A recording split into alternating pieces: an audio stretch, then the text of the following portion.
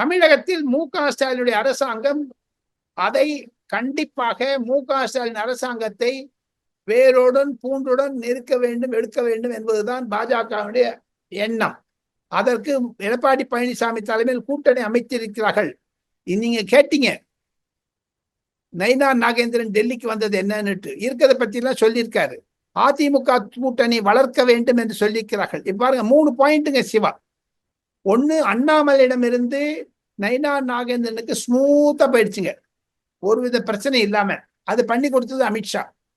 அதில் அதிமுக தொண்டர்களுக்கு ஆதரவாகவே நயினா நாகேந்திரன் பேசுகிறார் என்ற ஒரு குற்றச்சாட்டு இருந்தாலும் நயினா நாகேந்திரனும் அமித்ஷா தெரிவித்தது 2 இருந்து, கூட்டணியை பற்றி பேசாதீர்கள், மத்திய பாஜக பேசும். 1. 2வது, திமுகவை எதிர்த்து பிரச்சாரம் செய்யுங்கள்.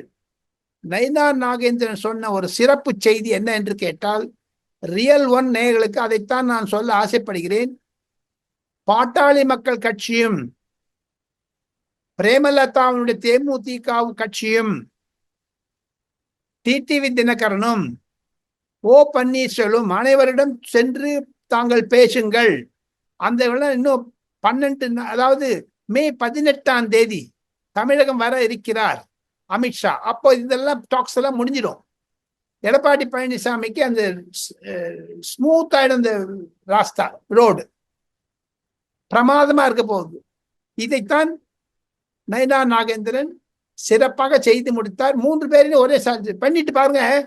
ஆகாய விமானத்திலிருந்து இறங்கி நேரம் காஞ்சிபுரம் போய் புது சங்கராச்சாரியார்கிட்ட ஆசீர்வாதம் வாங்கிட்டாரு, கவர்னரோட சேர்ந்து கொண்டு. ஆக மொத்தம் இது ஒரு கண்டிப்பாக 2026 தேர்தலுக்கான அமைப்புகளைத்தான் நரேந்திர மோடியுடன், அமித்ஷாவுடன், நட்டாவுடன் விசாரித்தார், செய்தார் என்று நான் கேள்விப்படுகிறேன்.